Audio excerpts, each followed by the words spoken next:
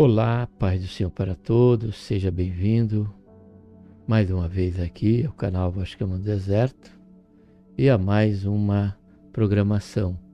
Fique conosco, tá bom? Até o fim. Se você não for cadastrado, se cadastre, faça parte desta família, que é a família do canal aqui, a Voz Clamando do Deserto, onde sempre estamos a refletir na Palavra de Deus, a conhecer conteúdos da escola dominical, enfim. Esteja conosco.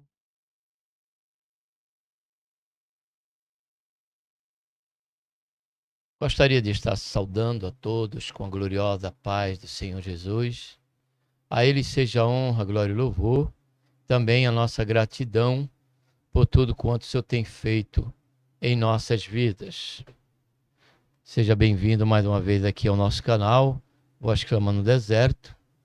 E há mais um quadro, da Escola Dominical aqui no momento, claro, é o quadro Jovens Sois Fortes.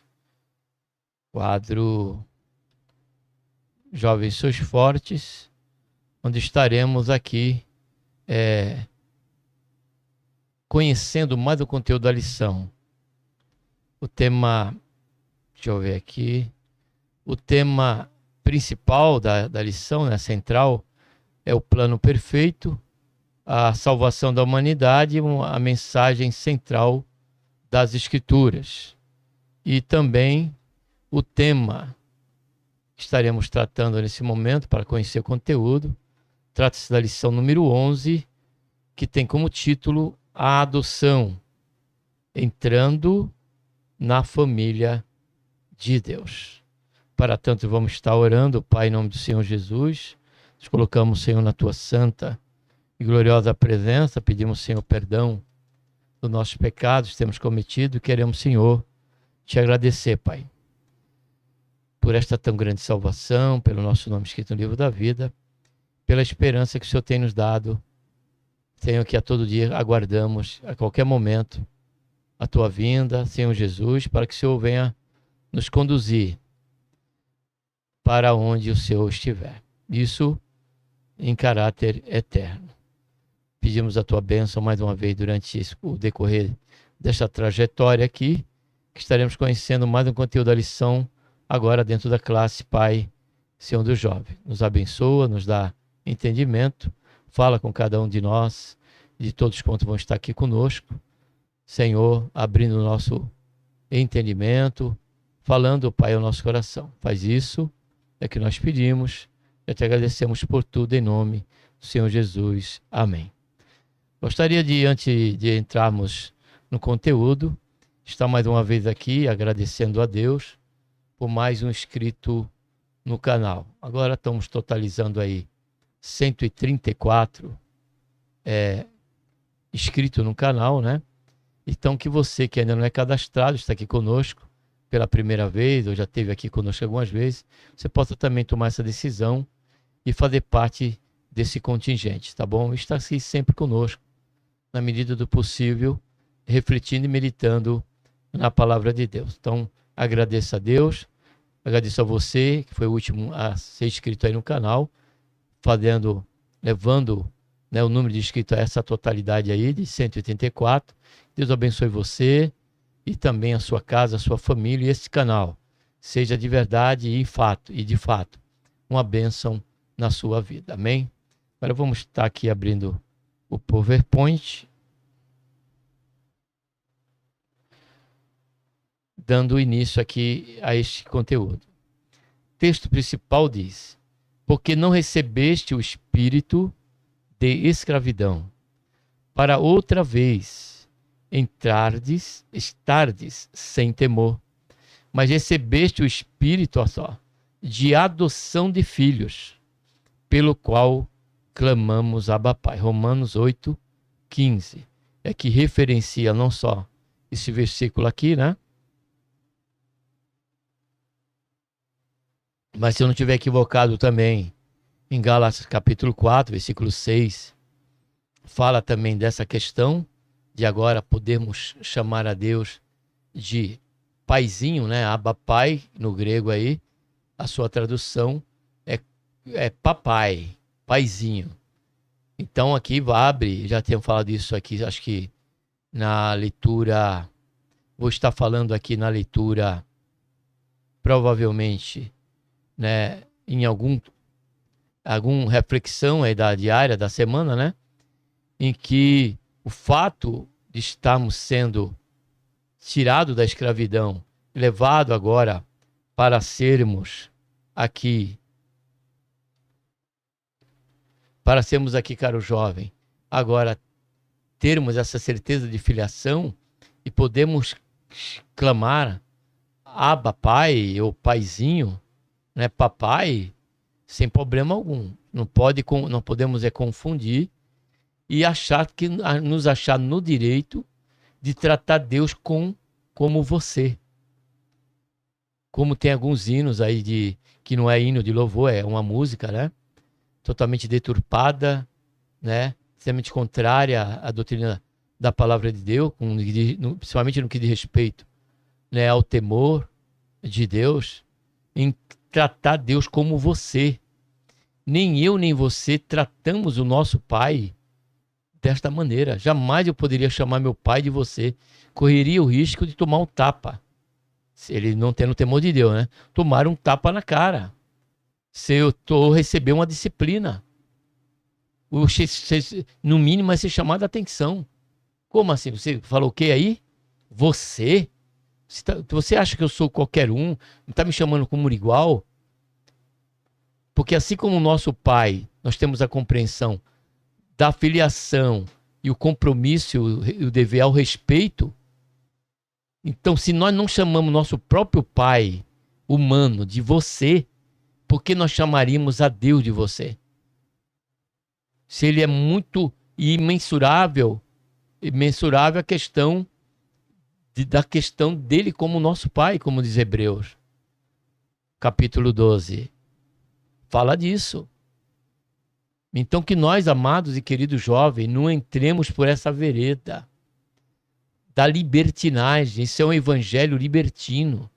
Evangelho que traz uma característica em que a Bíblia não dá suporte nem fundamento para que nós venhamos a tratar a Deus como, ainda que sabemos e reconheçamos e fomos privilegiados em fazer parte desta família, da família de Deus, isso não nos outorga a prerrogativa, isso não nos outorga o direito de chamarmos Deus de você. Então, guarde bem esse esclarecimento, pense nisso e reflita. Se você já cantou o hino assim, se você trata Deus dessa maneira, procure mudar, procure considerar, né, que nós temos que ficar com a palavra de Deus e que a liberdade de termos clamar a Deus como Abba, pai, chamá-lo de paizinho, é uma coisa como eu podia chamar. É uma forma carinhosa de me dirigir ao meu pai e falar: papai, paizinho, sem problema algum. Agora, você né, já saímos desse campo, né, do que diz respeito ao respeito, a honrar nossos pais. Se nós honramos nosso pai, tendo esse cuidado e jamais dirigimos uma palavra a ele, tratando ele como você, muito mais o nosso Pai Celestial. Amém? Resumo da lição. Em Cristo fomos feitos filhos de Deus por meio da adoção, guiados pelo Espírito e co-herdeiro de uma esperança gloriosa, como fizemos menção na oração inicial. Texto bíblico, Romanos 8, 12 e 17. De maneira que, irmãos, somos devedores, não à carne, para viver segundo a carne. Paulo está tratando aqui no capítulo 8, né, de uma convicção e certeza de que não há mais condenação para nós. Ele começa o versículo dizendo: nenhuma condenação há para os que estão, observe a colocação coloquial de Paulo, para os que estão em Cristo Jesus. Agora, olha só o que ele diz: que não andam mais segundo a carne, mas segundo o Espírito. E ele vai tratando, e aqui ele diz: de maneira que, irmãos, dado o fato dessa convicção de fé, né, que não seremos condenados, por participarmos da família de Deus, somos devedores, não a carne, para viver segundo a carne. Porque se viverdes segundo a carne, morrereis. mas segundo pelo Espírito, mortificardes as obras do corpo, vivereis. Porque todos que são guiados pelo Espírito de Deus, olha só, esses, já está aqui a questão da família, são filhos de Deus. Porque não recebeste o espírito de escravidão, que faz parte do texto áureo aí, da mensagem, né? Para outra vez estar em temor, mas recebeste o espírito de adoção de filhos, pelo qual clamamos, Abba Pai. O mesmo Espírito testifica com o nosso espírito que somos filhos de Deus. E se nós somos filhos, somos logo herdeiros também, herdeiros de Deus e co-herdeiros de Cristo, se é certo que com ele padecemos, para que também com ele sejamos glorificados. Introdução. A doutrina da adoção nos mostra que não fomos salvos somente para sermos livres da condenação eterna, mas também para participarmos deste grande privilégio que é da família de Deus. As Escrituras revelam que em Cristo fomos mais do que perdoados, tornando-nos filhos. Neste estudo, veremos como a doutrina da adoção fortalece a nossa identidade como pessoas que pertencem à família de Deus em Cristo Jesus. Sempre esse é o princípio, né, o fundamento. O que é a doutrina bíblica da adoção? A adoção como um ato de graça. A adoção é um ato espiritual realizado exclusivamente pela graça de Deus, por meio da qual ele inclui o salvo em sua família espiritual. Nós vemos isso em Efésios 5, mas eu quero ir aqui para João capítulo 1, versículo 12 e 13, tá bom? Versículo 12 diz, capítulo 1, versículo 12. Mas a todos os que receberam, aos que creiam no seu nome, né, os que aceitam a Jesus, aos que creem no seu nome, deu-lhes o poder, olha só, de se tornarem filhos de Deus. Como estamos vendo que é pela graça, observe agora o versículo 13. Os quais não nasceram do sangue, nem da vontade da carne, nem da vontade do varão, mas de Deus. Então, observamos aqui que a todos quanto receberam, aos que creem no seu nome, deu-lhes o poder, olha só, de se tornarem filhos de Deus. Então, já em João 1 também fala dessa colocação, né, como filho, né? Logo, se somos filhos, fazemos parte da família de Deus. Essa palavra originada da linguagem jurídica, deixa eu ver se está para vocês aqui. Tá. Essa palavra originada da linguagem jurídica aponta para o direito, privilégios e responsabilidade concedidos àqueles que passam a fazer parte da família de Deus. Significa que fomos inseridos em uma nova realidade, quando passamos a ter um relacionamento verdadeiro com o Pai, por meio de Cristo, na força do Espírito Santo. Nesse sentido, o contexto de Romanos 8 expressa o caráter familiar da expressão adoção, no relacionamento entre Deus e os que creem. Ou seja, nem todos são filhos de Deus, como muitos dizem ser. Eu sou filho de Deus, mas não é desta maneira. Existe aspecto aqui que nós estamos vendo, que é doutrinário, é das Escrituras. Só somos filhos de Deus ao caráter vamos dizer assim, da perspectiva bíblica, do que ela diz, quando ela diz que somos, quem é o filho, realmente filho de Deus. Vamos ver isso? 2 Coríntios, capítulo 6, a partir do versículo 14, observe.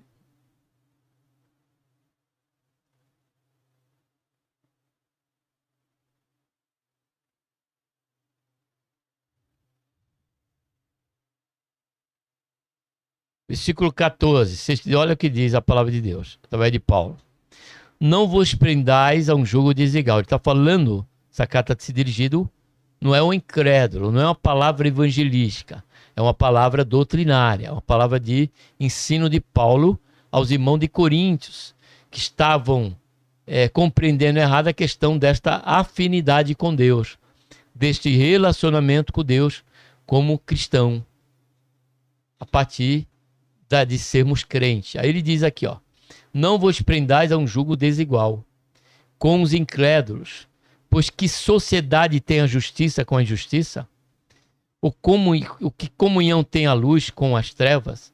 Então, para sermos filhos de Deus, não podemos compactuar em testemunho de vida com as trevas, com o pecado. Continuando, que harmonia há entre Cristo e Belial? Ou que parte tem o crente com o incrédulo? Que consenso tem o santuário de Deus com os ídolos? Então, se eu digo ser o filho de Deus, eu não posso adorar a imagem de escultura. Eu não posso me dirigir a uma imagem e estar orando ali diante daquela imagem. Então, já não podemos dizermos que somos filhos de Deus e ao mesmo tempo comungarmos com a crença idólatra, né? Vamos continuar.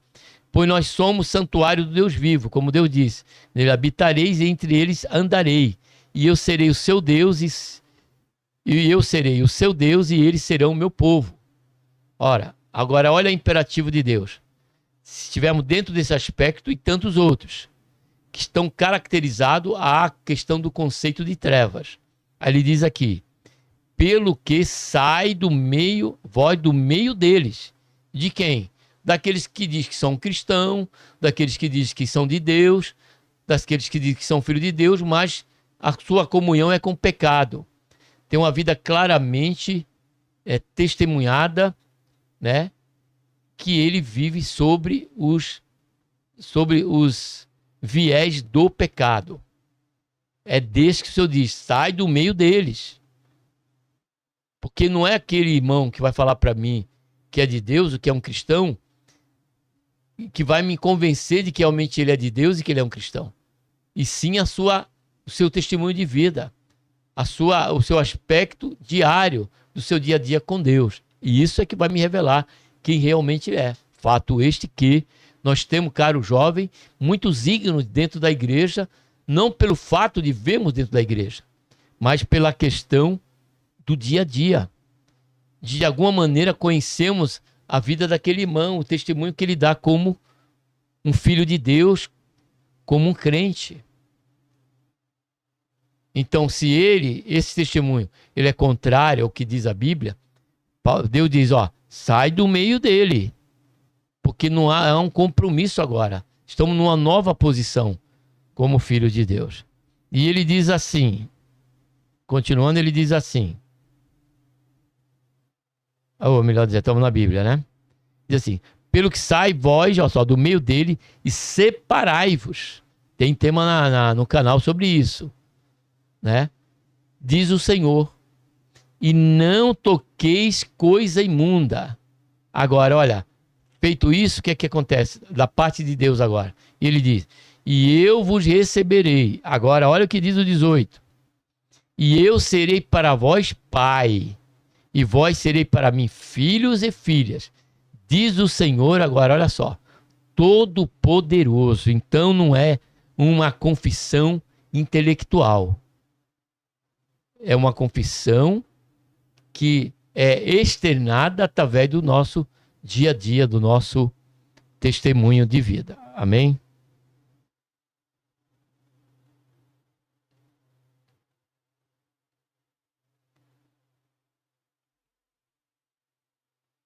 Segundo, tornando-nos filhos. Embora criado por Deus para um relacionamento com Ele, o ser humano perdeu esse direito por causa do pecado. A restauração desse convívio se torna possível pela graça mediante a fé. Como lemos lá, ó, João 1:12. Então, quer dizer, enquanto nós não estivermos inseridos dentro desse contexto, que é a graça de Deus, como lemos João, continuamos sendo criatura. Porque o pecado nos separa e cria uma barreira entre nós e Deus. Então, nesse aspecto, nessa posição, nós somos criatura, né? Somos pecadores invertebrados, estamos convivendo sob uma separação de Deus. Na verdade, nem fazemos menção de Deus, ainda que façamos, não vivemos ao caráter desta confissão. O Espírito Santo nos conduz a essa nova condição de filhos, testificando em nosso interior essa verdade gloriosa. A partir dessa testificação de Deus em nosso coração, agora cabe a nós darmos o devido valor a essa posição agora. Por meio da obra do Calvário, temos acesso a Deus. Podemos chamá-lo de Pai em oração, como Jesus nos ensinou. Pai nosso. Perceba que em Cristo, pelo poder do Espírito Santo, nosso relacionamento com Deus assume a forma de uma relação familiar entre pai e filho, em que nada é distante, frio ou mecânico. Esse é o nosso Pai e nós, os seus filhos. Dessa maneira, o nosso relacionamento deve ser próximo, caloroso e voluntário. Então aqui cabe abrir um parênteses, que chamamos Deus de Pai ou sermos uma pessoa, né, religiosa, não há diferença alguma nisso. Se eu mantenho uma intimidade com Deus, chamando Ele de Pai, tratando como meu Pai, e ser uma pessoa que pratica a religião, a religiosidade, esses dois aspectos não são distintos, amados. Existe um hino aí que diz que, na verdade, nem um hino, é uma música, em que Deus desde o princípio está cantando. Não é o crente louvando a Deus, é Deus cantando, como o homem fosse o centro. E ele diz que ele não pode chamar de pai, né? Não precisa mais de formalidade nem de religiosidade, amados. A luz teológica e bíblica, caro jovem, do termo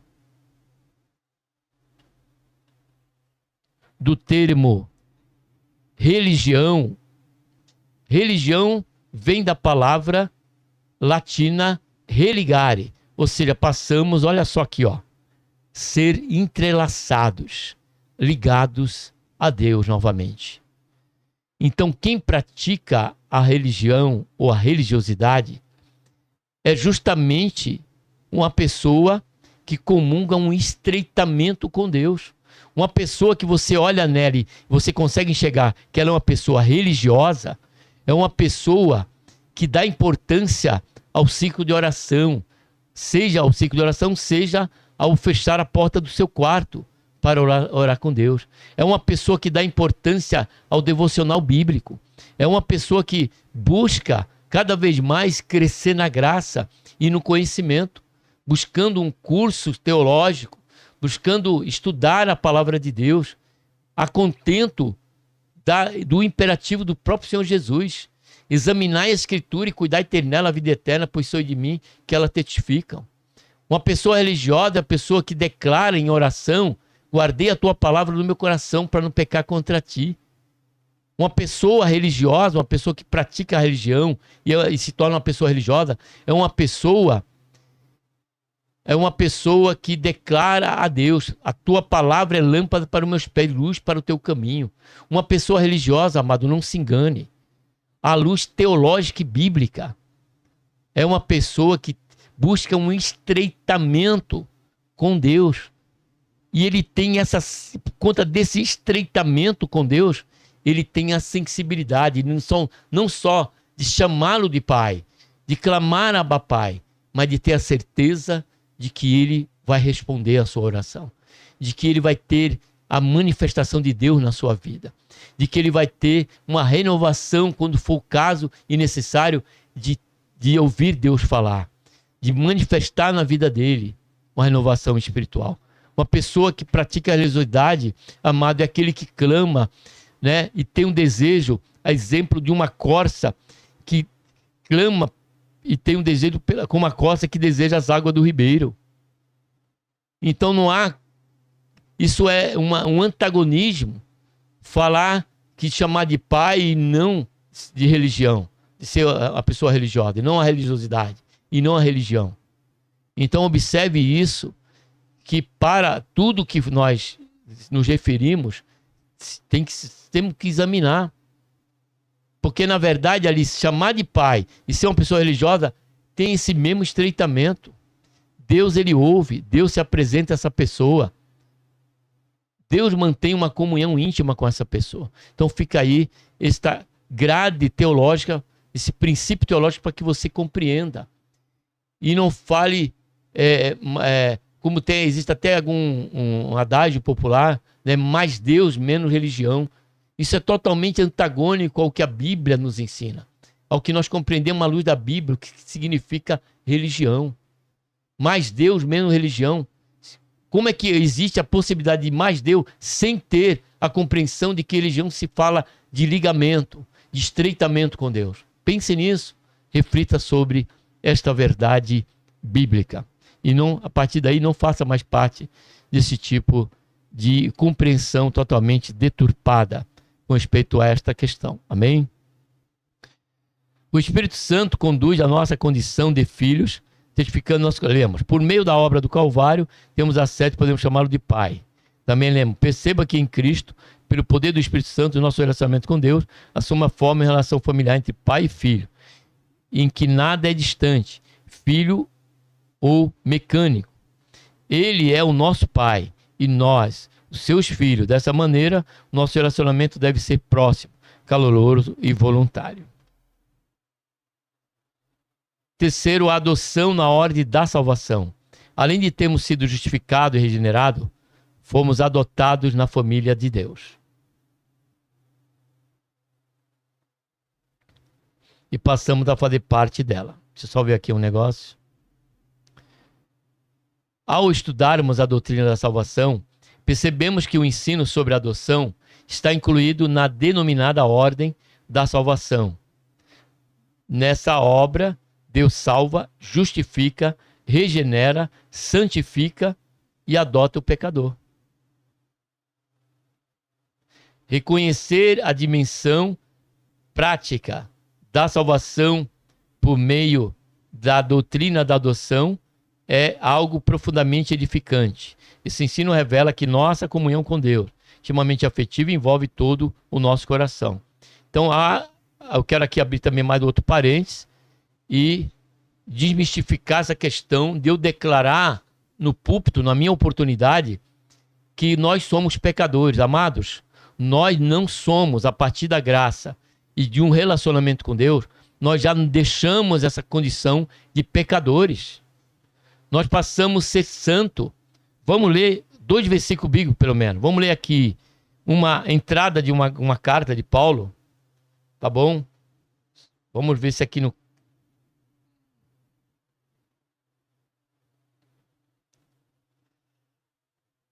Olha só. Segundo versículo aqui de 1 Coríntios. A igreja de Deus, Paulo, né, chamado ser apóstolo de Jesus Cristo pela vontade de Deus, irmão sorte. A igreja de Deus que está em Corinto, aos santificados em Cristo, ou seja, separados do pecado. Chamados para ser o quê? Pecadores. Quer dizer que eu me converti e a partir daí eu continuo sendo pecador. A questão de sermos pecadores está, uma pessoa ser pecadora, está sob a condição dela viver uma vida sob essa esfera. O cristão já não vive mais sob a esfera do pecado, amados. Ele vive sob a esfera do Espírito. É guiado pelo Espírito. Ele anda em santificados, já fomos separados por Deus. Precisamos mantermos nessa condição. E ele diz, com todos que estão no lugar, invocam o nome do Senhor Jesus Cristo, Senhor dele e nosso. Vamos aqui estar perto, 2 Coríntios. Olha agora, aqui já mas vamos ler o terceiro lá, mas aqui ó. Paulo, apóstolo de Cristo Jesus, pela vontade de Deus, agora já não é Sóstenes, né? É Timóteo. E o irmão Timóteo, a igreja de Deus que está em Corinto, olha só, com todos os santos que estão em toda a Caia. Aqui não está escrito, com todos os pecadores que estão em toda a Caia. Amados, nós temos que desmistificar essa questão. Isso não é caráter, não está dentro de uma condição de comiseração, numa condição de sermos humildes, dizermos que queremos externar que somos fracos, somos dependentes, somos totalmente dependentes de Deus. Mas isso não nos dá o direito de declararmos diante da igreja, em um culto, que nós somos pecadores. Nós não somos pecadores, amado. Nós somos santos, separados para Deus. O pecado em nossa vida é a questão de acidente. É questão da natureza. Mas em nenhum momento você vê as cartas de Paulo, as cartas de Pedro, se dirigindo aos seus irmãos como pecadores, ou eles mesmo reconhecendo como pecadores. Paulo se confessa em Timóteo, capítulo 1, que ele é dos pecadores, ele foi o principal quando ele estava na condição de pecador. Observe o texto bíblico lá. Só que agora, no versículo seguinte, ele diz, mas que pela misericórdia de Deus ele foi alcançado. Ele deixou daquela condição que ele se coloca como o primeiro deles. E por último, vamos ver aqui Hebreus. Hebreus. Se somos da família de Deus, amados, como podemos ser pecadores? Capítulo 2, Hebreu não, 1 Pedro, capítulo 2, versículo 9. Observe aqui, amados. Mas vós sois a geração eleita, o sacerdócio real. Olha só, a nação santa. Não é a nação pecadora, como o Senhor se dirigiu ao povo de Israel em Isaías capítulo 1, de 1 a 18. Você pode estar lendo lá. Ele falou nação pecadora lá. Mas aqui, nação santa, ao cristão, aquele que está em Cristo, aquele que faz parte da família de Deus. Ele diz, o povo adquirido, para que anuncieis a grandeza daquele que vos chamou das trevas para a sua maravilhosa luz. E ele diz, vós que outrora não eres povo. Nessa condição nós éramos pecadores, obstinados contra Deus. E agora sois de Deus. Vós que não tenheis alcançado misericórdia, agora a tendes alcançado. Louvado seja e engrandecido seja o nome santo do Senhor. Louvado seja e engrandecido seja o nome santo do Senhor.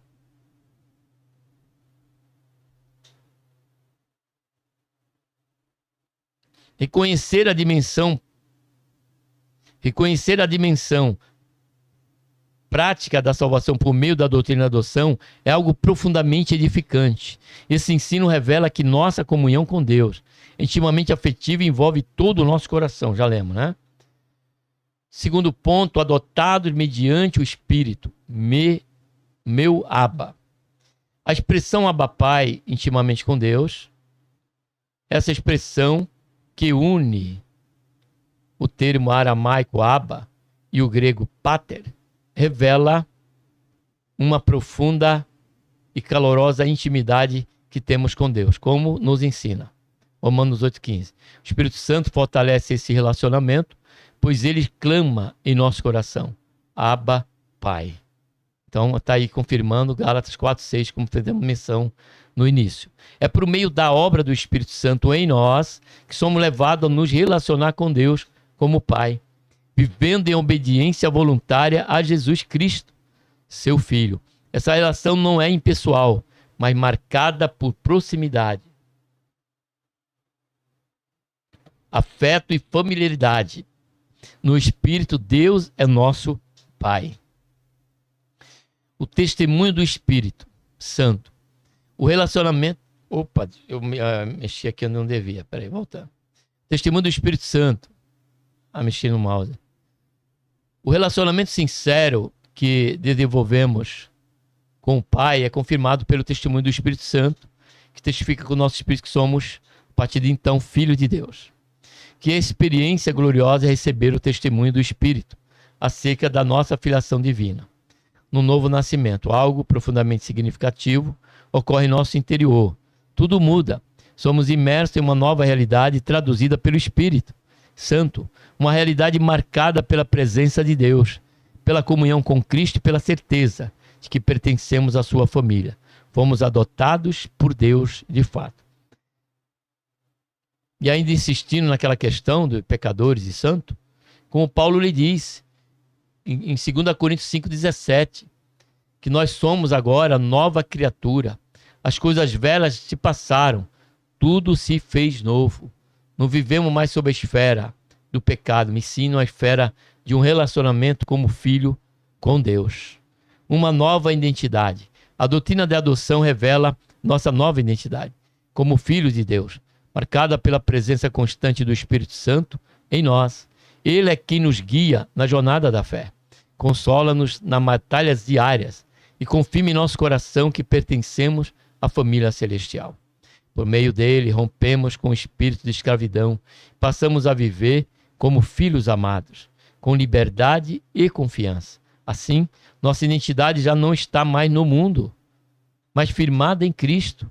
Logo, por causa da obra de Jesus, confirmada pelo Espírito Santo, como filho, podemos clamar Deus de Pai nosso que estás no céu. E por último, adoção como realidade presente e futura. A realidade presente da adoção. Salvação em Cristo não é apenas uma promessa para o futuro, mas uma realidade presente a ser vivida com fé e identidade. Que identidade é essa? A identidade de filho de Deus, que a Bíblia nos convida a assumir, estabelecida, ó só, no próprio Deus, que a Bíblia nos convida a assumir, estabelecida no próprio Deus, segundo sua soberana vontade, por meio de Cristo. Essa nova condição nos foi concedida por expressão do imenso amor de Deus. Ele é o nosso Pai. E nós fomos seus filhos. Nós somos seus filhos. Que realidade gloriosa e que significado especial essa verdade tem para quem foi abandonado pelos pais, sofreu injustiça ou vive conflito familiar na relação entre pai e filho. Hoje é o dia de afirmar com fé: somos filhos de Deus. A esperança futura da adoção. Além da realidade presente, a adoção em Cristo também possui uma dimensão futura. Essa plenitude ocorrerá quando o nosso corpo for completamente redimido. Vamos ver lá Romanos 8, 23. Referenciado na lição, Romanos 8, 23.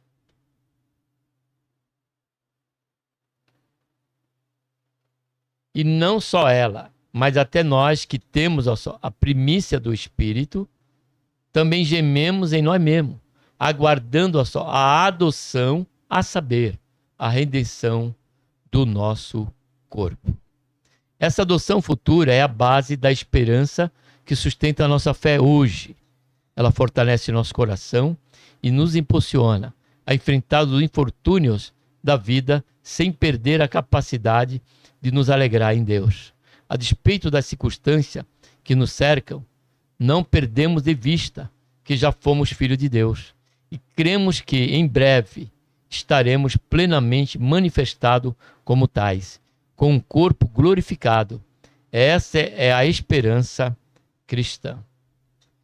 E por último, co-herdeiros com Cristo, sofrimento presente e glória futura.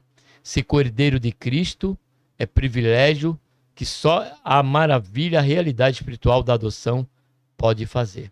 É uma verdade especial que, quando compreendida e vivida, altera profundamente a nossa forma de nos relacionarmos com Deus.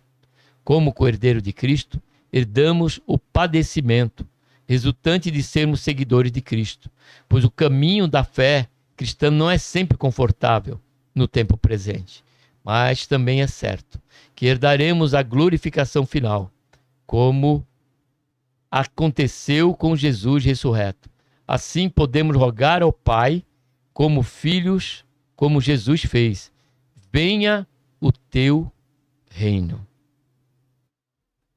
Concluindo, a doutrina da adoção nos lembra que fomos escolhidos por Deus em Cristo para fazer parte da sua família. Para fazer parte da sua família. Nossa identidade está firmada em Cristo como filhos adotivos do Pai Celestial. Isso muda tudo. Fomos amados, perdoados, aceitos e adotados. Por isso, viva com a certeza de que você é filho de Deus e, como filho, tem um pai que cuida de você, guia seus passos e promete uma herança eterna. Que Deus, por intermédio de Cristo Jesus, nos abençoe. Um abraço a todos e vamos estar orando. Pai, em nome do Senhor Jesus, nos colocamos, Senhor, na tua santa, gloriosa presença. Pedimos, Senhor, perdão do nosso pecado e queremos, Senhor, te agradecer por este momento que até aqui estivemos, Senhor, conhecendo mais uma porção em conteúdo da lição de suma importância para nós. Que o Senhor nos esclareça cada vez mais, principalmente, Pai, quando ali os jovens estiverem no domingo próximo em sala de aula, como durante a semana, dentro da nossa leitura da semana. Faz isso, ó Pai, que nós pedimos e te agradecemos por tudo, em nome do Senhor Jesus. Amém.